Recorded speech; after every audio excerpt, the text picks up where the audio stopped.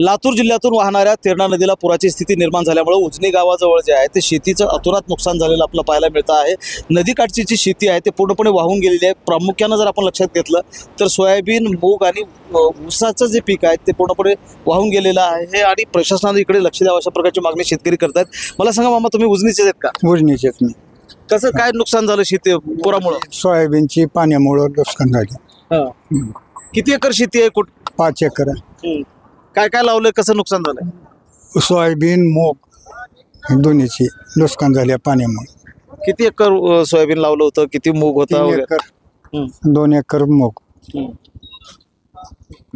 गावामध्ये देखील पाणी घुसलं होतं। उजने गावामध्ये मोठं गाव आहे, कसं नुकसान झालेलं आहे? तेरणा नदीकाठचं नेहमीच अशी स्थिती जी आहे ती निर्माण होते। आपण बघताय की मी 2022, 21, 23, 24 मध्ये जे काय आपण ही स्थिती आहे, प्रत्येक वर्षी पाणी येतं गावात, कारण की सगळ्यात मोठी गरज आहे नदीचं खोलीकरण।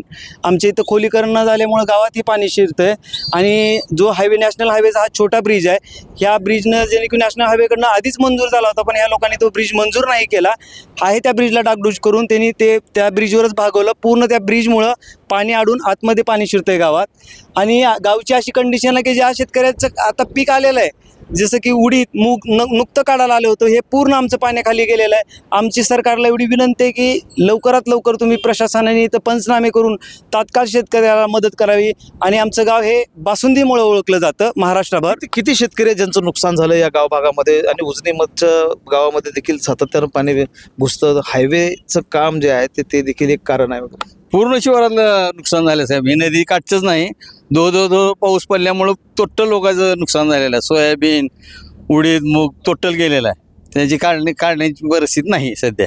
म्हणजे तेरणा प्रकल्प जो आहे तो धाराशिव जिल्ह्यामध्ये आहे आणि त्या धरण क्षेत्रामध्ये मोठा पाऊस झाल्यामुळे तेरणा नदीला पुराची स्थिती निर्माण झालेली आहे। आणि उजनी गावामध्ये जर आपण लक्षात घेतलं तर मोठं नुकसान जे आहे ते शेतकऱ्यांचं झालेलं आहे। विशेषतः नदीकाठच्या शेतकऱ्यांची शेकडो एकर शेतीवरचं पीक जे आहे ते वाहून गेल्याची स्थिती आहे।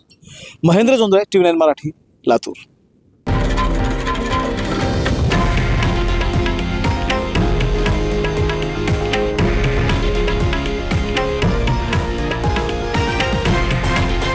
हे आहे देशातील नंबर 1 न्यूज नेटवर्क आणि आपण पाहत आहात TV9 मराठी, एकमेव।